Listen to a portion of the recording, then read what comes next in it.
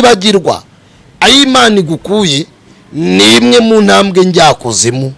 Ikindi cya kabiri, iyo umuntu yibagiwe bivuze ngo ararengwa. Umurengwe buriya ari ibyaha by'umurengwe. Buriya ujye ukurikirana ubuhamya bwacu twese, abantu bese twirirwa ahangaha, ukajya mu ngo zacu ukadusura, nibwo wamenya guye ibyo tuvuga. Ushobora gusanga abakozi b'Imana banyaho bemeye ushaka gutangira ubuhamya ni bake. Twebwe mutwita abakozi b'Imana, mukatwita aba profete koko, kandi koko nibyo. Twagera no mu rugo, uranyumva neza, ugasanga turashaka kwitwa profete mu rugo, cya cyubahiro twabonye ku rusengero tugashaka kukizana mu rugo, kandi mu rugo ntibikunda. Na niyo mpamvu ubona kenshi abavuga butumwa bwiza kumanaginga icyubahiro, n'abapasitoro n'abavuga butumwa kumanaginga icyubahiro abantu baduha Imana yaduhaye, no kuba abagabo n'abagore mu ngo byaratunaniye. Abenshi niyo mpamvu ubona bateye metero. Abagore babavuga butumwa bashaka kuyobora ingo, noneho nashaka kuzana cya cyubahiro abantu bagwa hanze cyakizana mu rugo. Yego, bashaka kuyobora ingo, ntago bashaka kwitwa ba mama. Umugabo amwite ngo wa mugore we, amwite ngo sheri karabya abana. Reka da, kubera ko telefone bari kumuhamagara cyane. Mukozi w'Imana kubonye mu mwuka w'Imana nakujya kiganiro kuri YouTube. Umudamu mu rugo arakenewe, no kuri YouTube turamukenewe. Ntibikunda, birasaba ubusitari ubwiyambura ubanze ube mama. Nutaba mama urugo nturwubaka. Amamba benshi ubona barabaye amusore, ntago mvuga ingare mutaza kuntuka, ariko surwenya ntibantuke ntibanandakarire. Ndabizi ko ikintu nkoze n'ikiganiro ndi gukora, buriya abantu bazabazwa ibintu ba mbere n'abapasitoro natwe abavuga butumwa. Iki gitabo dufite ni umushinja uzadushinja, ni n'umurimbuzi dufite. Buriya biratangaje ko tubwiriza ibintu byatunaniye, ubundi ntibyemewe. Umuntu ari kubwiriza uko abantu bafata neza abagabo, nta mugabo afite yera na Rusenyi. Mbigusobanurire nkwerurire mu bantu bose bakomeye bavuga ko bafite inshingano, uzambwira abantu bafite ingo. Aba bose muvuga ko ari abasitari, umuritse mitoroshi ryawe ukagenda ubonye ubuhamya, utari umufiyemere yabyaranye n'umugabo baratandukana. Nta muntu uhangana n'ingoma. Iyi ngoma udashoboye kuyitsinda uhitamo kuyiyoboka. Urayiyoboka. Yego, hari igihe ubona abagabo bayobotse abagore mukagira ngo ni urukundo. Babonye abyaye 5 6 kavuga ati nta urwana n'ingoma, kandi ushije amashagaga ari ngiye wamushatse reka muyoboke. Ni ijambo Imana yampaye, duha ubutumwa ndibuze no kuvugaho muri ubwo buri. Imana yambwiye ngo ngwino uganiriza abantu banjye, ubambwirira akagaseke. Imana igiye kuduha ingororano, irambwira ngo icyo umuntu wese yagaburiye kigiye kubyibuha. Rero Imana irambwira ngo dore abantu bakabije kwirara no kwiyobagiza ndetse no kwirengagiza. None mwana wanjye, rangurura babwire ngo amatwi y'ihene ajya yumvira muki? Yumvira mu isafuriya, yumva bayatetse. Iyo atarashya ntabwo yumva. Eliwasi fogedra isilgenodra isefokedro irgenodra irgestosa ijuru ritaraduhemba. Abantu mwitegure ko isi nayo igiye kubonsa, kandi ni mwonke kubera ko igihe kirageze. Mucuke isi bacutse, kire ku munsi muzamenye Imana iyo ariyo. Sibyo mwabarundi, sibyo mwabanyarwanda mwe. Marayika ni Kristo wamaye ubutumwa, arantumye kugira ngo nkubwire nimwongere mukaza umurego musenge, kubera ko intambara zigiye kuba nyinshi. Ngibyo se ngo bizaba mu gihugu cy'u Rwanda, ngo agatinze kazaza ntamenyo ya ruguru.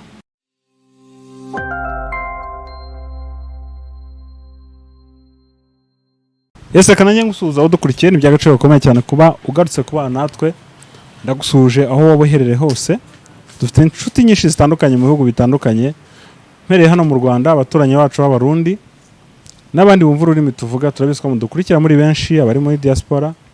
Nukuri amahoro y'Imana abane namwe.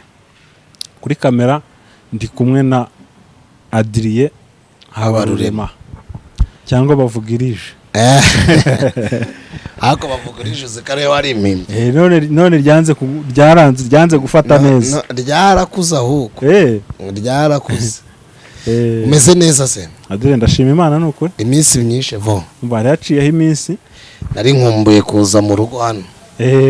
hano ni mu rugo pe, ni mu rugo rwose. abantu bo ku isezerano twagiye tugirana ibihe byiza kandi na bugingo n'ubu nanjye sinzigera mbatenguha. Amina. Nzakomeza ndinde ubuhamya mu maso y'Imana no mu maso y'abantu, ubundi mbwiriza ubutumwa bwiza. Amina. Kandi Imana izabigufashemo. Izabimfashamo ndabizi. Iyo umuntu Bibiliya iravuga ngo nimugire ishyaka ry'ibyiza ninde muntu uzabarwanya. Imana ikorana na maturity y'umuntu, ikorana n'imitekerereze y'umuntu. Yego. Iyo ugambirira neza Imana iragushyigikira, iyo ugambirira nabi Satani nawe agutera inkunga, kandi Satani agutera inkunga kujyana mu mukoki. Ariko Yesu we aragushyigikira. Rero nkunda Imana, mba numva nagerageza kurinda ubuhamya, kuko nta buhamya nta butumwa. Hirya y'ibyo tuvuga, hirya y'abo turi bo, hirya y'ibyo dukora, hari ubukristo bukonta kurenza ibindi byose. Ariko Adrien, wa mugani ni nabyo twahoze tuganira ahangaha nyine mu gikari mbere yuko tuza kuri kamera. Ubona ari iki kiri gutuma abantu batari kubasha kurinda ubuhamya? Ikintu gituma abantu batakaza ubuhamya ni impamvu nyinshi, ariko impamvu ya nyuma ya mbere ni ukwibagirwa aho bavuye. Buriya twese twibuka ahantu Imana yatuvanye. Ndabyibuka ku Isezerano TV nza gukoraho inyigisho hano mu bihe bya mbere twakoreraga mu mujyi kwa Rubangura. Isezerano TV ariho ikorera. Icyo gihe wari ufite n'abantu bagukorera. Yego. Ndabyibuka cyane. Icyo gihe nari mfite chaîne yitwa Oreb. None icyo gihe ikiganiro buriya nakishyuraga 1000 bakigukorera, bakinkorera iwanjye kuri chaîne yanjye. Natangaga 3000 Vitali wa Impemburo nawe wankameraga, nkamwishyura 3000 akankorera ibiganiro 4 kamwe k'iminota 20 na 30. Akanadukanga cyane, kiravuga mani ndi kugenda akibaninga atarakora Impemburo. Yari atarayikora Impemburo, yari afite agacano kaganirwa ari yaje kuri Impemburo kitwaga Blessing Studio. Yagiraga studio yitwa Blessing, akamera kakabata n'ubukwe. Icyo gihe Vitali rwose twaramwubahaga. Inoti y'igihumbi ngewe na Jarike nyiri Iron TV. Ngewe na Jarike ndabyibuka ko twigeze dukorana ikiganiro hariya Kibagabaga. Atubwira nabi icyo gihe wangu. Vitali se? Ariko atatubwira mu buryo bwa kamere. Mugire vuba iminota yanjyanye tukakora kuri pressure. Ndabyibuka rero ubu ngubu ntera kamera nkabwiriza n'abandi. Bakambwira ngo uzaze uduha ijambo ry'Imana mu nsengero, uzaze uduha ijambo ry'Imana. Icyo mbivugiye nibagiwe aho ukuntu twahendahendaga. Vitali ahora ari busy kumubona ebana bitoroshye kabisa. Yego. Rero icyo mbikubwiriye, impamvu ituma abantu batarinda ubuhamya ni impamvu yo kwibagirwa ahandi Imana yabakuye. Si ari umuhanzi wigeze uririmba yitwa Kizito Mihigo, aravuga ngo kuko utazi yava ntamenye yajya. Avuga ko abo hanze Amerika n'Uburayi bagomba kuducumbikira, ariko ntitwibagirwe ko turi Abanyarwanda, turi abana b'i Rwanda. Yego. Akantu nshaka kukubwira rero, ni byiza ko Imana ikwagura ikaguhembura ikakugirira neza ikagutabara ukazamuka, ariko kwibagirwa aho Imana igukuye ni imwe mu ntambwe njyakuzimu zituma umuntu arimbuka. Ikindi cya kabiri, iyo umuntu yibagiwe bivuze ngo ararengwa. Umurengwe buriya hari ibyaha by'umurengwe. Umuntu aburiya nko gusambana kenshi ni umurengwe, biterwa n'ibintu bibiri. Biterwa n'ubukene bigaterwa n'umurengwe. Ubukene se bwatuma usambana? Bijya bibaho. Hari abantu batihangana, akavuga ati mbikore kugira ngo nashakanye n'umugabo nzi ko afite amafaranga. Noneho bigereye ndabona ikibuga cyicuritse, wa mugabo n'ubundi nagushatse umuryango utabyemera, agahita ajya gusambana kugira ngo abone amafaranga. Yego. Akongera akigira neza. Ingo nyinshi zagiye zisenyuka kubera icyo kintu. Ikindi cya kabiri zigasenyuka kubera umurengwe. Yego. Ubusambanyi bwinshi rero buterwa n'umurengwe, kubera ko nta muntu wasambana isasu uri muri hejuru. ntabwo bikunda n'umubiri ntiwademara oya ntabwo wasambana ntabwo watukana ngo urwane uze guhangana kuri YouTube uzi neza ko mu rugo barwaye amahembe ameze nabi buriya ujye ukurikirana ubuhamya bwacu twese abantu bese twirirwa ahangaha ukajya mu ngo zacu ukadusura nibwo wamenya guye ibyo tuvuga ushobora gusanga abakozi b'Imana banyaho bemewe ushaka gutangira ubuhamya ni bake kandi ingorane dufite tugira cyane twibagirwa abo turi bo nta muntu n'umwe yaba akora mu nzego bwite za leta akaba ari komando cyangwa akaba ari general cyangwa akaba ari ministre titre runaka ujye ubigira mu rugo buriya abagore bakunda ibintu bitatu abagore bakunda ibiryo urugo rurimo inzara umugore urwihanganira ni umugore waturutse ku musaraba utavuye ku musaraba ntago ajya yihanganira inzara yicira inzira uko bisa kose nibwo uzasanga abagabo benshi bamwe biba abandi bakeskoroka buriya hari igihe ataba ari ingeso ahubwo abiterwa n'ishuri abana naryo ikindi cya kabiri abagore bakunda umuntu batega amatwi buriya niyo mpamvu umukozi wo mu rugo asambana na nyirabuja bigakunda kadoga ategera amatwi nyirabuja atego rata akumva ko ari umwitaho umugabo ari guhangana n'iby'akazi byamusajije ariko nta nubwo ari kubitekereza yariye neza aho ngaho aricaye umubiri se ukora muvuma kadogo niwe unyitaho ntanatekereza uwo ari we ntanatekereze ko ari mabuja akaryamana n'umukozi undi akaryamana ushebuja akaryamana n'umukozi uranyumva neza bakunda umuntu batega amatwi cyane umugore wese abadamu badukurikiranye n'abakobwa umugabo wese yagushoboye mu kiganiro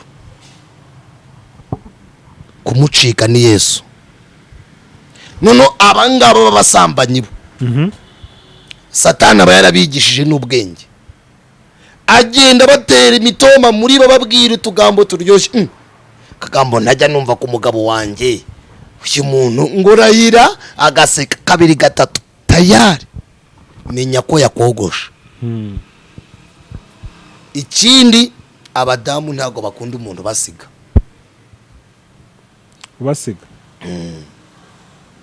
mu rugo yego burya abadamu hafi ya bose bakunda kubana n'abagabo bakunda kugendana n'abagabo kandi ubuzima bw'abagabo kenshi ubusanga kubana n'abagore bitoroshye sinzi nimba ubizi yego nkuko ari ahantu hatatu hakenerwa mu rugo hambere hakenewe gusirimuka ni nako n'umugore akenera ibintu bitatu ahantu hatatu urahazi buriya mu rugo hatatu ni ahambere ni muri tuwarete buriya tuwarete iri mu bintu basuzugura abantu ariko iri mu bintu by'ingenzi umuntu akenera aba yarize abatarize ni iya mbere aha kabiri chambre principale ubundi chambre principale ndikwiye kubirimo n'umwenda na telefone ndikwiye kubirimo chambre principale haba hakwiye kuba harimo ikintu cyitwa eswime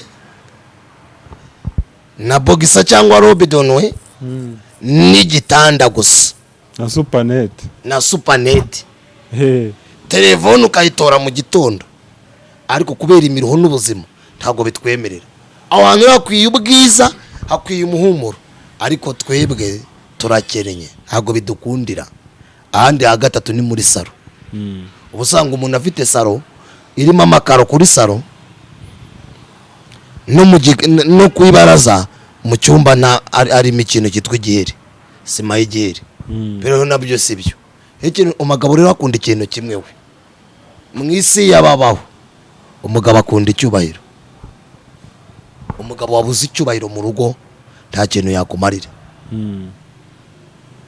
kandi buriya umugabo ashobora gutunga abagore 5 akaba resista umugabo utakijijwe ariko umugore wasambanye ntago yubaho umugabo ntabwo bijya bikunda. Rero ikintu ushaka kukubwira,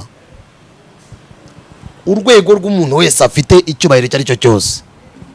Nta generali uba generali mu rugo, abana bamwita dadi. Nta meya cyangwa gitifu w'umudugudu cyangwa umuyobozi w'umudugudu ngo mudugu ngo karibu ku meza, reka da papa karibu ku meza. Buriya n'abami byo sinavuga simpazi, ariko nabiwabo, ariko nabo ni ba papa na ba mama na ba sheri na hano. Nicyo nshaka kukubwira. Rero ingorane ziba mw'uyu murimo dukora n'akaga kaba mw'uyu murimo, twebwe mutwita abakozi b'Imana, mukatwita ba profete koko, kandi koko nibyo. Umuntu yitwa profete bitewe n'ibyo yahanuye byamugize umuhanuzi. Yego. Hari ibyo abantu batubonaho bituma batwita abo tugomba kwitwabo. Twagera no mu rugo, uranyumva neza, ndagukurikiye, ugasanga turashaka kwitwa profete mu rugo. Cya cyubahiro twabonye ku rusengero tugashaka kukizana mu rugo, kandi mu rugo ntibikunda. Hari igihe usanga umwana yarwaye akaza akaguhobera agahita gusiga igikoma. Ntabwo rero bigeneye protokole, birasaba kuba papa umuterure. Nuba pasitori ukaba evangeliste ntabwo bikunda. Na niyo mpamvu ubona kenshi abavuga butumwa bwiza kumanaginga icyubahiro, n'abapasitori n'abavuga butumwa kumanaginga icyubahiro abantu baduha Imana yaduhaye, no kuba abagabo n'abagore mu ngo byaratunaniye. Abenshi niyo mpamvu ubona bateye metero. Adire uvuze ikintu gikomeye. Yego. Abenshi niyo mpamvu ubona bateye metero. Ubusitari bwo mu rugo nubwo kuba nzwi kuri YouTube, niyo ngiye gusengera umurwayi uburyo abantu bamfata, niyo ndi kubwiriza uburyo abantu bamfata, kubimanaginga mu rugo. Nk'ubu nasize madama arwaye nge, ararembye, kubimanaginga ngo nge mu rugo mbe papa bikatunanira. Kandi mu by'ukuri wagakwiye no kugira niba wenda ubona biri ngombwa kumutekera ukamutekera, cyangwa nabishobora nkagurira indazi, nkagura n'irindazi ku muhanda nkamugande sheri akira donc iri affection akeneye kariya kando. Ntibikunda rero. Abagore babavuga butumwa bashaka kuyobora ingo, noneho nashaka kuzana cya cyubahiro abantu bagwa hanze cyakizana mu rugo. Yego, bashaka kuyobora ingo, ntago bashaka kwitwa ba mama. Umugabo amwite ngo wa mugore we, amwite ngo sheri karabya abana. Reka da, kubera ko telefone bari kumuhamagara cyane. Mukozi w'Imana kubonye mu mwuka w'Imana nakujya kiganiro kuri YouTube. None rero buri ingorane uhamagarwa uri umudamu bisaba gukizwa cyane. Kubera iki? Kubera ko umudamu mu rugo arakenewe, no kuri YouTube turamukenewe. Ntibikunda, birasaba ubusitari ubwiyambura ubanze ube mama. Nutaba mama urugo nturwubaka. Amamba benshi ubona barabaye amusore, ntago mvuga ingare mutaza kuntuka, ariko ndumva icyo Kinyarwanda cyo cyumvikanye. No mpamvu usanga abantu benshi barabaye baking. Nugenekereza mu rugo uzabirebe, nugenekereza mu rugo w'umudamu ubusanga umugabo agendera munsi y'amatwara y'umugore. Agenda munsi y'amategeko. Yego, kubera ko nanga umugabo ageraho akiga guca bugufi. Yego, nadaca bugufi urugo rurasenyuka. Yari umugabo rero ufite ubwenge. Iyo ubwami udashoboye nta muntu uhangana n'ingoma. Iyo ingoma udashoboye kuyitsinda uhitamo kuyiyoboka. Urayiyoboka. Yego. Hari igihe ubona abagabo bayobotse abagore mukagira ngo ni urukundo. Babonye abyaye 5, 6 kavuga ati nta urwana n'ingoma.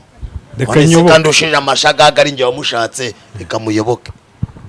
Abana nyine bakamwita papa, bakemera gakora ibyo umugore yakora. Yewe gadata we.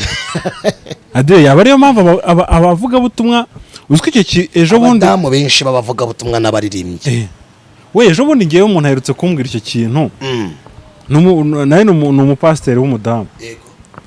Urumva nyine yari arimo kumbwira ibibazo bye n'umugabo. Muri baje pasiteri mama Fani ukamubwira iki kibazo nkubajije cyangwa turi kumwanga wakumva ibintu akubwira. Umugije afite nuko n'umugabo ari umupasitori. Ariko abaye ari umuntu umeze bisanzwe ari umupasitori, ndakwambiye. Uwo mudamu arambwira ati sinzi umudayimoni wateye mu ngo z'abakozi b'Imana. Yego. none nawe uraza uti nibyo bibazo bihari kuko urumva nta wundi mudayimoni urimo ni umwuka w'ubwibone. kuko ukurikije ikiriho cyo ni uko ingo z'abitwa abavugabutumwa zihagaze neza. nizo mutabona izindi usanga hari uwayo Imara yagiye gucurangira mu Burundi bayemba imodokari ya Daihatsu. Bayembye imodokari ya Daihatsu ntibayiha barayambura. Bamaze kuyambura babona iri mu maboko ya hatari abantu bavuga bikaba. Badategeka ngo ntibakome bategeka bavuga bikaba ariko badategeka ngo bikomere. Baravuga ati nta muntu urwana n'ingoma umuntu ahita mu kuyiyoboka. Dukora iki rero? Reka turirimbe. Izo ndirimbo baririmbye niba utaravuzwe si ibicuma bagucaga ahubwo nibanga bakugiriye bizera ko wazihana. Nizo mutavuga nizo mutabona zitatuye. Umuswahili yaravuze ngo nihange na moto. Ubusanga tutazi ko abapapa tube n'abamama biratunanira. Niyo mpamvu akenshi ubona dufite abasiribateri b'abamama, abafiyemere b'abahanuzi. Reka nkubwire surwenya ntibantuke ntibanandakarire. Ndabizi ko ikintu nkoze n'ikiganiro ndi gukora bashaka kumbwira ati nawe nuko bitaragera iwawe. Oya kandi nanjye nishyizemo. Uzarebe abahanuzi n'abahanuzi kazi, urebe ubuhamya bw'umuhanuzi, urebe n'ubuhamya bw'umuhanuzi kazi. Ushobora gusanga umuntu ushobora guha amanota, ushobora gusanga ari umuhanuzi. Urebe ubw'abafiyemere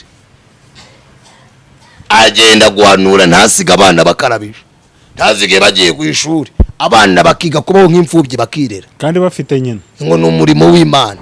Kubera iki? Jera wa banke iyo ataza amasaha y'akazi amenye n'igihe cy'akazi agafata akazi agakorera mu rugo arabivanga. Uzi ko ubu nanjye nihannye nsigaye narashyize telefone muri silence. Abana banjye barankeneye, nkeneye kumenya mama ibyo ari kubakoresha ho muwake ku ishuri nanjye mbimenye. Bitari ibyo abantu bo bazahora bankeneye igihe cyose. Nimba mbanye n'Imana bazankenera kubera ko igituma banshaka sinjye. Haleluya. Karamfashije rero kumenya iyo mpamvu byaratonaniye. Abantu baradushaka tukumva turabakeneye kurenza icyo bashaka, kandi icyo bashaka nicyo gifite imbaraga kurenza twe. Sometimes dukora mistake, tugakora amakosa kubera iyo gongenike, bakaza tubafitiye impamvu. Niyo mpamvu tutabaha iby'Imana ishaka, tukabaha ibyo bashaka. Nko mu nsengero no mu madini ntabwo dutanga ubutumwa abantu bashaka, Imana ishaka. Tubaha ibyo bashaka, tubaha ibyo bashaka. Niyo mpamvu batuyobotse kuri bilansa fogedra. Tubaha iby'Imana ishaka, abakizwa bakatuyoboka, ingo zakubakika. Ariko kube urebe fondasiyo y'umuryango mu gihugu cy'u Rwanda ndetse muri rusange nibyo koko uko iterambere riri kuza, uko abantu bagenda biyongera, niko n'umuruhu ugenda uza. Mubwiriza aravuze ngo uko ubutunzi bwiyongera ni nako n'umuruhu ugenda wiyongera. Ariko urebe neza mu iterambere, uhere mu madini ahantu haba ibyaha hakomeye ni hatatu. Abanyabyaha bakuru mu idini ni hatatu. Ahambere ni mu baririmbyi, aha kabiri ni muri biro radiacre mu badiyakoni no muri protokole, aha gatatu ni muri twebwe mu bahanuzi, mavuga butumwa n'inshingano za gipastorale. Muri abanyabyaha bakabombo mu idini nawo hantu babarizwa. Yes, buri umukristo dukurikiranye uzarimbuka. Urakarabye azabansohuriza, azabahombye ko nta kintu azi. Na ntambara z'umuhamagarazi azi ni muze turebe imbere dutegereze igitondo, tukamubwiriza kwihana no kubabarira, tukamubwiriza imbabazi no kwihangana. Nagazi ko pasitoro abana n'umudiyakoni barwana, nagazi ko umudiyakoni atanga igabura ari umurozi. Izo ntambara nizo mwitorero. bayita amabanga y'itorero. Rero umuntu wicara mu ndebe za gikristo uzarimbuka, buriya azaba yizize, ni amaturo mupfa. Uture neza uture nabi, ni bariya bazabibazwa. Ukorera Imana bagwesikoroke, nibo bazabibazwa. Buriya abantu bazabazwa ibintu ba mbere n'abapasitoro natwe bavuga butumwa. Iki gitabo dufite ni umushinja uzadushinja, ni n'umurimbuzi dufite. Uyu ni uzaduhesha ubugingo cyangwa akaturimbura. Kuko iki gitabo kirimo ubwenge, harimo n'amagambo menshi, harimo n'ibintu byinshi abantu batajya babwiriza. Ku buryo buriya Evo nkubwira ibi bintu banze wumve ko ibintu ndi kubikubwira.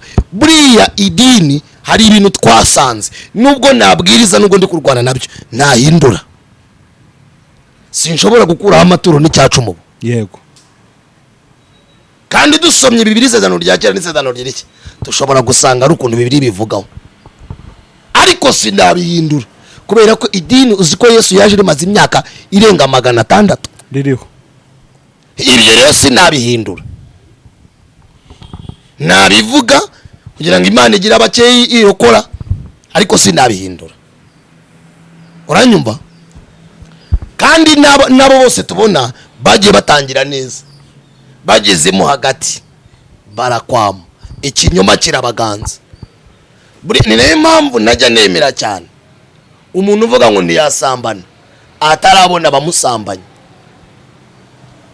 No, twegera nsafogera tuzahabwa impundu dutabarutse. Bibiliya iravuga ngo intwari ye kwirata ubutwari bwayo, ahubwo yirata ubutwari itabarutse. Nta ntwari nzima ibaho. Twibuka ku munsi w'intwari Rwigema, sibyo? Nimba ari generali sinzi uburyo babyita, bambabarire ababizi, ariko turamwibuka nk'intwari. Twibuka abana b'Inyange mu mwaka w'1994 jenoside yakorewe Abatutsi, tuvuga ko banze kwifatanya babati twebwe turi Abanyarwanda. Tubibuka kuko batabarutse, banze kwitandukanya. tuvuga ibigwi byabo kuko batashye. Uyuvuze ngo rero ngo ntiwasambana, wabonye bangahe bakubwira ngo reka tugweve with my idea, tuguhe visa uje muri Amerika? Niyo mpamvu abantu mujya muvuga ngo barakijijwe, akenshi hari igihe batubeshya. Kuko dukirizwa y'ibyaha bikorerwa. Iyo tutaragera mu cyaha nta gakiza tuba dufite. Yakobo yandika ngo 5 yanditse ngo hahirwa abantu umuntu wihanganira imugerageza, namara kwemerwa azambikwa ikamba. Bivuze ngo nimba utarabona ikikwemeza nta kamba uzabona. Kandi kabiri biravuze ngo nta kigeragezo nta kwihangana kubaho, ntako. Ubundi kuba gupfuye. Nimba kwihangana gwari nuko wabonye ibintu wihanganira. Si elansa forget. Ntabwo ndi kumva niba byumvise. Eligisto nimba kwihangana gwari bivuze ngo hari impamvu itumye wihangana. Yego. Arigende binyigisho tuvuga. Kandi nkubwira ikindi kintu gikomeye. Buriya ibi bintu dufite ikiba cyita umushinja cyaha. Kandi bakatwita n'umwavoka. Bibiliya iradushinja, Bibiliya ikanatuburanira. Buriya biratangaje ko tubwiriza ibintu byatunaniye, ubundi ntibyemewe. Umuntu ari kubwiriza uko abantu bafata neza abagabo, nta mugabo afite na Rusenyi. Hari ubwo bwira ngo mwumve ibyo mvuga ndi murebe ibyo nkora. Siko Bibiliya ivuga. Hoya, Bibiliya itubwira ko nta mutini wera umugenge, ikongera ikatubwira ko nta komamanga rishobora kwera igitovu. Iri jambo rikatubwira ngo cyose kimenyekanira ku mbuto, ndavuga igiti. Bibiliya muri Matayo akongera akavuga ngo ikizabereka abanjye muzabamenyera ku mbuto. Mu bice 7. Uranyumva neza? Bivuze ngo nkubwire irindi banga rikomeye. Yego. Imana itugerageresha ibyo twigisha. Akayungiro twebwe uruganda ducamo abavuga butumwa n'abahanuzi. Imana itugerageresha ibyo twigisha. Nimba mbwiriza kuri kubusambanyi, mbura n'abashaka ko mbasambanya. Umuririmbyi yanditse ngo 108 yavuze ngo mu ntambara ndasana n'ibyaha, ariko ningira umugaba nkagira n'umwami Yesu nituba hamwe nzahora nesha. Hari ibintu njye ndeba nkumva biranshije. Yego. Rero gutandukanya ubustar no gutandukanya abo turi bo biratunanira. Kugira ngo ubyumve neza mbigusobanurire nkwerurire mu bantu bose bakomeye bavuga ko bafite inshingano, uzambwira abantu bafite ingo. Bafite inshingano? Yego. Duhere ku bakinnyi ba sinema. Aba bose muvuga ko ari abasitari, umuritse mitoroshi ryabo ukagenda ubonye ubuhamya, utari umufiyemere yabyaranye n'umugabo baratandukana. Nawe tujye mu mikino mu banyamakuru bakazi, uzasanga noneho twaranabyakiriye bwana, twaranabyagiriye twumva ko ari ukuri, kugera ku rwego umuntu asenye ingenye eshatu akavuga ngo divorce ni ya buri wese. Ariko se ni ukuri koko? Biterwa n'iki? Avuga ko hari andi mahirwe. Yego, ngo biterwa n'iki? Simbi yakanye sinanayirwanya kuko hari igihe byangari n'abantu hari igihe ushakana n'umuntu udashobotse cyangwa Imana itakwemereye bitewe n'inzira washatsemo cyangwa n'uburyo wihuse ugatanga umugambi w'Imana imbere. Iyo utanze umugambi w'Imana imbere urakotora. Kandi nshaka kukubwira, ujye mu bakinnyi ba sinema, ujye mu banyamakuru, ujye mu bakinnyi b'imipira, ujye mu banyepolitike mwisi apana mu Rwanda, tujye mu bavuga butumwa bakomeye n'abapasitoro bakomeye mwisi babwirije benshi bakomeye mwisi. Urebe bari hana mwirahira n'aba 50 Cent n'abariri wayini n'aba Nicki Minaj bari Kilosi ba Beyonce, uranyumva, ba Shakira bose uzarebe. Ase usanga umuntu ushatse 4-5 ngaho nyumvira. Nibyo ndi gukubwira rero, gutandukanya management y'ubustar n'umuryango. Umuryango ubwawo ni ministries ukwayo igukonsoma every buri kimwe cyose. Yego. Noneho n'akazi dukora n'ibyo dukora ni ministry ukwayo idukonsoma buri kimwe. Ugasanga ni ikibazo, naho Satana turasira. Nibwo usanga Satani yaratwatatse adukubitisha intege nkeya zacu gusa. Ukabwiriza neza ariko kujya kubwiriza ushashe bikakunanira. Kera iyo mwuka ntago kibaho, ariko ubaho, ariko barawuzimije. Kera twajyaga turondora mu iteraniro abagore bavuye mu rugo badashashe, hakaba ari n'ab'Imana subizayo ngo bajye gusasa. Yego, ndabyibuka twajyaga tujya mu makoraliste tukabarondora kuva mu rugo badakarabye mu misatsi bagasubirayo. Uyu munsi batabakwanisha umwuka kugira gute wo guharabika. None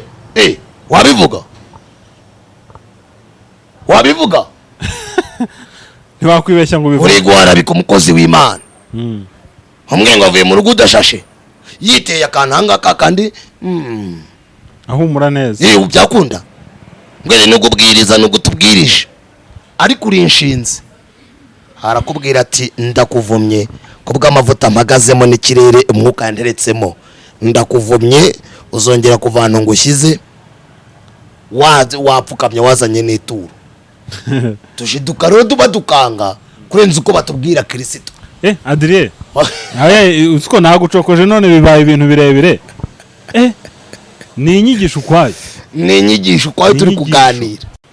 Ni inyigisho kandi waje kwitangira ubutumwa. Yego. Ariko nubu nibwo ariko nanone byenda gusa nibi. Ni ijambo Imana yampaye. Duha ubutumwa ndibuze no kuvugaho muri ubwo buryo. Yego. Iri mu byahishuriwe Yohana. Yego. Imana yambwiye ngo ngwino uganiriza abantu banjye, ubambwirira akagaseke. Reka tuhasome ibyahishuriwe Yohana ibice 22 umuherego umurongo wa 14. hahirwa abamesa ibishura byabo kugira ngo bemererwe kwegera cya giti cy'ubugingo kandi banyure mu marembo binjire muri rwa rurembo. Murongo wa 15. hanze hazaba imbwa n'abarozi n'abasambanyi n'abicanyi n'abasenga ibishushanyo n'umuntu wese ukunda kubeshya akabikora. Ngewe Yesu ntumye marayika wanjye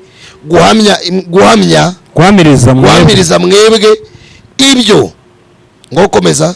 guhamiriza mwebwe ibyo kubw'amatorero ni igihe gishyitsi cya Dawidi n'umwuzukuruza we kandi n'inyenyeri yaka yo mu ruturuturu. 17. umwuka n'umugeni barahamagara bati ngwino, kandi wumva nahamagara ati ngwino, kandi ufite inyota naze, ushaka ajyana amazi y'ubugingo ku buntu. uwumva wese amagambo y'ubuhanuzi bw'iki gitabo ndamuhamiriza nti nihagira umuntu uzongera kuri yo, Imana izamwongera ibyago byanditswe muri iki gitabo. Ndekeraho. Amen. Noneho kansome kuri 12. Dore ndaza vuba nzanye ingororano kugira ngo ngororere umuntu wese ibikwiriye ibyo yakoze. Amen. 13. Ndi Alpha na Omega, uwa mbere n'uwa nyuma, itangiriro n'iherezo. Imana yambwiye ngo mbabwire ngo Imana igiye kuduha ingororano. Amen. Imana igiye kuduha ingororano. Irambwira ngo icyo umuntu wese yagaburiye kigiye kubyibuha. Icyo umuntu yagaburiye kigiye kubyibuha. Icyo umuntu wese yagaburiye kigiye kubyibuha. Nimba mu kanwa kiwe yaragaburiye misari rigiye kubyibuha. Niba mu kanwa kiwe yaragaburiyemo gusebanya bigiye kubyibuha. Kandi Imana yambwiye ngo mbahumurize ibyo bihembo byose mu byitegure rwose. Hari ingororano nubwo turi kuzanga. Impamvu itumye nicaya ni impamvu imwe y'Imana, no kugira ngo nzagororerwe ibyo nakoze. Mbishake singemere nzagororerwa. Kandi hari ibindi Imana yambwiye. Isi Imana itaraduhemba cyangwa ngo inaduhane, isi ubwayo izaduhemba kandi nayo izaduhana. Hari ibihembo isi gitanga, hakaba n'ibihano isi itanga. Iyo umuntu yibye mbere yuko Imana imuhana abanza kujya imageragere. Izo ni ingororano z'isi. Yego. Kandi koko umuntu abakwiriye iyo certificate. Rero Imana irambwira ngo dore abantu bakabije kwirara no kwiyobagiza ndetse no kwirengagiza. None mwana wanjye rangurura ubabwire ngo ufite ugutwi niyumva iby'umwuka abwira amatorero, ubambwirire ngo dore umwuka arimo arakarabisha, akeneye umuntu wumvira ijambo. Umbwirire abantu ngo dore amatwi yabo yarabariye, abandi arimo ibinura arabyimbye, ntagakeneye kumva ubutumwa. Nta nugakeneye kumva ibingibi. Nina narivuga hari abantu bari buze kubati icyo kijwe cyawe onda turi muradukanga. Ariko reka gato mbabwire, amatwi y'ihene ajya yumvira muki? Yumvira mu isafuriya. Amatwi y'ihene yumvira mu isafuriya? Yego. Yumva bayatetse. Iyo atarashye ntabwo yumva. Ntabwo ajya yumva. Kandi koko abanyarwanda baciye umugani baravuga ngo ujye umuhana avayo iyo ajya yakubwira ko ari mu mwuka. Kubera iki? Abantu bavuze ngo Yesu Kristo ni umwami, hozana hahirwa umwami uje mu izina ryawe. Na nibo bavuze ati baraba ni umunyamwuka mwimukoraho hoyaye. Uriya wiyita umwami w'abayuda niwe ariwe mutikura, mumuhamirize mumukubite. Barabaye ni umunyamwuka mumureka agende. Eliwasi fogedra isilgenodra isefokedrom ilgenodra ilgestosa ijuru ritaraduhemba. Abantu mwitegure ko isi nayo igiye kubonsa. kandi nimwonke kubera ko igihe kirageze mucuke isi bacutse. Sibyo mwaba mama mwe? Abamama bafite gutegeka mu ngo mwimuye icyubahiro cy'abatware mukacicaraho, icyubahiro Imana yabicaje cyuko muri abamama mukacicaraho, nimwonke vuba. Isi iri kubonsa, mufite n'icyo bita uburenganzira bwa women, bw'umudamu mwisi. Ariko Eliwase forget lost grande weleo dragons. Imana yavuze ngo dore ndaza vuba nzanye ingororano. Abera bagiye gutaha. Eliwiste igenot abera imanga ibidromeladra, Imana irimira gostiki irimireza umugeni. Abari maso tugiye gutaha, itorero rya Kristo rigiye gutaha. Uwiteka ari marize kandi agiye gusarura ibyeze n'ibiteze mu gihe gikwiriye no mu gihe kidakwiriye. Agiye gukaribisha umugeni we. Abagabo mukabije gusambana, Imana yabahaye ibitsina, nibyo kuko nimusambane, ariko ingororano Imana itaraza guhemba yantumye mbabwire ngo isi igiye kubahemba. Bamwe bagiye kubyimbirwa, abandi amafaranga musambanisha agiye guteragurwa hejuru. Muzamenya ko Uwiteka yavuze kandi agakora. Rero Imana ifite ibihembo. Hari ingororano, hari ingororano ibikwiranye, ibigukwiyereka n'ibyo Imana igiye kuguha. Kabanye bikabyo bya bindi abantu bavuga hariya ryatuzana ubutumwa ngariko ngo igihe ngo mwaherenge, igihe mwahereye sawa ndakazaza niko byagenze. Muserebanye tugiye gushya ati ndabimenyereye. Sibyo agasamunyiga kasuriye kwibuye karisuriraho karasura karindira kibuye rivuga ati aho wamereye wandekeye aho, karangije karavuga ati aho wamereye nwarekeye aho. Agasamunyiga kabonye ibuye ritumvise karavuga ati nubwo utumvise ariko naguhamije. Ibi bihoriwe igasa, ibi bintu Imana ivuga izabikora hatabuzemo na kimwe, kereka umunsi muzamenye Imana iyo ariyo. Sibyo mwabarundi, sibyo mwabanyarwanda mwe, sibyo bene data. Hari ingororano. Imana itumye marayika, marayika ni Kristo wamaye ubutumwa. Arantumye kugira ngo nkubwire wowe ukunda ijambo ry'Imana, wowe uzi neza y'ibihe bigeze, wowe uzi neza y'isi igeze. Isi irajagaraye, reka nkubwire vo isi nta mahoro ifite. Kandi reka nkubwire ikindi, noneho mberurire dusigaye tuvuga ngo ndakujyana ngo kuri RIB, ngo RIB bikurikirane. Nabo ni abanyamwuka, nabo barasenga, ntimukabafate nk'abapagani. Kandi bimbabwira nabo birabareba, ni abanyamasengesho. Kuko Imana niza guhemba izahemba umuntu, ntabwo Imana izahemba amagarade. Hari ibintu by'ibikangisho mujya mukangisha abantu, ntabwo Yesu atinya tayito. Hoya ye, hoya hoya. Ntabwo Imana igikangwa n'umuntu ngo hoya ngo ni runaka, ngafite tayito runaka, ngafite ngiranka. Hoya. Icyo umuntu yagaburiye kigiye kubyibuha. Hanze hazaba imbwa, hanze y'umusaraba imbwa. Ikibazo zibaye nyinshi, zibaye nyinshi. Tuzafata izirindi urugo dufate n'imbwa. Si ubusambanyi ziri mu bantu tuzabigenza dute? Ikibazo n'umuntu wese ukunda kubeshya ikinyoma gihawe intebe. Reka nkubwire, umuntu wese ufite amaso uri gusenga akajya mu isi y'umwuka, ntabwo ibintu bimeze neza. Ikirere cyarafashwe. Hari izindi mbaraga ziri gutangira, hari izindi mbaraga ziri kujwibuza abera. Birasaba kugira ngo dusenge. N'abakoze kandi mwakoreye Imana nimuhumure. Yesu yambwiye ngo agiye kubahemba, ahubwo azagusanga uriyo. Haraje uwo kwategereje, haraje nimumurebe dore umuko araje.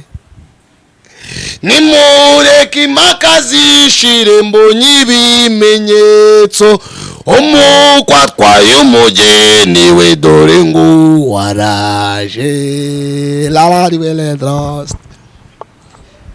hari ingororano Imana igiye kuduhemba ariko itaraduhemba gato cyane isi igiye kubahemba nayo kandi igiye kuba ibikwiranye n'ibyo mwakoze. Amina. Nimba uri igisuma, nimba waragavuye, sinzi aho ibihembo byawe igiye kubicisha. Nimba izabicisha mu kukunyonga, nimba izabicisha mu kukujyana amabuso, nimba bagiye kugutwikira nimba inzu izashya nkuko wagiye wambura abantu ukaba wiyita shefu kinini ukaba uri big man, ntago nge mbizi. Ariko ijwi rya marayika w'Imana, ijwi rya Kristo riravugira mu Banyarwanda, rirabwira abakongomani bari hano hafi aha batwumva bumva ikinyarwanda, rirabwira abarundi ngo dore ndaza vuba, burije kandi burakeye, erega nimusenge ikibuga kigiye kwicurika. Ibyo mwiringiye n'ibyo mwizera n'ibyo mwibwira bitandukanye n'ibyo Uwiteka ari gutegura. Kandi umuhanga yaravuze ngo rega nimushaka Uwiteka bigishoboka kabonwa. Umunyabyaha nareka ibyo yibwira, ukiranirwa nareka ingeso ze, agarukira Uwiteka, niko Uwiteka avuga.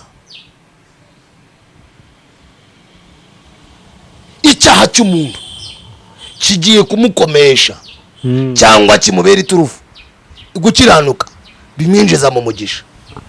Hari abantu basubiye inyuma, Imana yambwiye bamaze iminsi bibaza ngo mbe Mana, igihe twagukoreye, igihe twabwiririje ko tubona abanyabyaha bakabije guteta, tubigenze dutura dutabara ryari? Yesu yambwiye ngo azabahoza amarira, ariko ndimukeke ko muzahembwa ingororano zingana nk'iz'abanyabyaha bari guhembwa hano. Intanga bari guhembwa ibyabo, sinzi impamvu mushaka ibihembo bingana n'ibyabo. Ntirikuye ko Satani ari umujura, icyo ndakizi neza ko n'ibyo abenshi bafite yagiye abitunyaga. Ariko nimukore muzi umwami mukorera, ni iki Imana yambwiye. Abarbilasti elasa forgedra, abanyamasengesho nimwongere mukaze umurego musenge, kubera ko intambara zigiye kuba nyinshi mu mitima y'abantu. Twavuze ingo ntago zirasenyuka, zasenyutse. Tutarabona pasitoro ari gusambana n'umudiyakoni cyangwa n'umuririmbyi ari kwibarabara.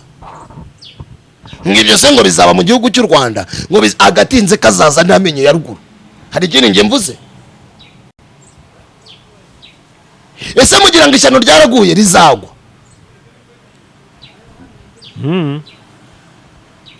Ubusambanyi buriho, isi iri gutera imbere, bari gucura intwaro mu isi y'imyuka n'imiriro bari gushariza, bigiye kwiyongera. Nawe usenge nanjye nsenge ku giti cyanjye, uwo ari we wese ufite urugo aruririre. Bariya twavuze babasengere bararashwe. Rero mwe kwikanatura mwitwaza ibyo mutari byo, ubusinzi n'ubugambanyi n'ubugome, amashyari y'Abanyarwanda yose nakubwira, ubwibone no kwiyumva n'uburyarya no kwiyereka ko muri abanyamasengesho Imana yabareba igasanga mu gihugu nta masengesho arimo. Iki kirere nta masengesho gifite. Abanyamwuka ibimvuga bo bari kubibona, nabo mbwira iki kirere bari kukibona ko cyabanwe. Nimureke dusenga Imana dutabare, naho ubundi ingorano z'Uwiteka zo ziraje. Ni iki Imana yambwiye, nicyo ntago ndenzaho. Adrien, ubutumwa ariko rero buragize wa mugani no gusenga. No gusenga urumva twatangiye wa mugani tunavugamo ibintu bigiye bitandukanye, cyane cyane nka wabikoze nk'ikiganiro, ariko n'ubundi yari message. Yego ubundi abantu bafite ingo cyane cyane rwose baba bakwiye kuzisengera. Kare mu gitondo hari umuvandimwe twakoranye ikiganiro, bamaze nk'ukwezi n'igice bakoze ubukwe, ariko bamaze icyumweru bakoze ubukwe. Ubusambanyi bugiye kuba mu bakuru cyane kurenza abato. Yego rwose. Bono n'umuhanuzi yaje kubasenyera urugo. Umuhanuzi aza kubwira umugore ko ngo Imana yavuze ko urugo ngo yagiye matarurwe kandi bamaze iminsi bubatse urugo. Ndavuga kweri. Abo nabangisha abantu Imana. Abantu babakwiye gusenga. Nogire ngabo sabagende ba Satani. Abo bahanuzi nabangisha abantu Imana. Badashaka ko abantu bamenya ko Imana ikivuga. Yego. Batacyegera Imana bumva icyo Imana ibabwira. Uziko n'ingaruka ziri mu Rwanda z'ibyaha ndetse no mu Burundi ziterwa n'abahanuzi n'abashumba babi. Bari inama ibinuri birabyibuha. Uranyumva neza, biterwa nabo ntago bakibwiza abantu kuri, kandi imbuto zacu mbi zabaye itape Satani akandagiraho kugira ngo yigaragambye mu mitima y'abantu. Nicyo nakubwira. Adrien urakoze cyane, reka ngushimire, n'ubutumwa bwiza rwose. Murakoze cyane nawe. Abantu babakurikiye nimero yawe ku muntu wifuza kuba yakuvugisha ndayipiningaho nk'ibisanzwe. Yego ibindi abantu nyine basenge, abandi basenge bajye no ku Musaruzi TV. Musaruzi TV. Yego. Niho ibiganiro byawe biri umunsi ku wundi. Yego. Imana ngira ngo ukora n'ibigano bya live. Dukora live streaming ku wa 2 no ku wa 3 no ku wa 4. Yego. No ku wa 5 ndetse no ku cyumweru. Yego. Dusengera Imana. Urakoze Mwami Yesu kuko icyo wadutumye nicyo tuvuze. Shyigikira imitima yumvise iyi message kugira ngo Imana yisobanurire kurenza icyo navuga. Jambo rye rigere kure kandi rikore ibitangaza. Ubutumwa bwiza wamaye mbutanze uko wabumaye kandi uko wabinegetse niko mbivuze. Bishorero bigira imbaraga. Iyi mitima ikakaye, iyi mitima imeze nk'iyamabuye, nawe wayoroshya ukagira ukuntu bigenza. Bashoboze buri wese umugenderere mu izina rya Yesu. Amen. Nimufashe dushimire babahanga Relax Life Center. Muri uru rugo n'uwazahaye havari injege bamukorera isuzuma rusange bakareba imikorere y'umubiri maze abazahajwe na amibe, igifu, umwijima, indwara z'ubuhumekero, ibibazo byo kutuzuza inshingano z'abashakanye, indwara z'imitsi n'izindi bakazibamururaho bakoresheje inyongeramirire n'ubundi buhanga nka reflexology massage yongera ubwirinzi bw'umubiri ikarinda na stress. Bagukorera imbonera hamwe y'imirire ijyanye n'ikibazo ufite maze mbere yo kugusezerera ukongera ugakorerwa isuzumwa rusange kugira ngo utahe ntacyo utaka. Uvuye kuri gare ya Kimironko utaragera ku rusengero rwa Foursquare Gospel Church urabona icyapa cy'ikigo Relax Life Center. Telefone ni 0788 30 23 68. Iyi nimero iri no kuri WhatsApp.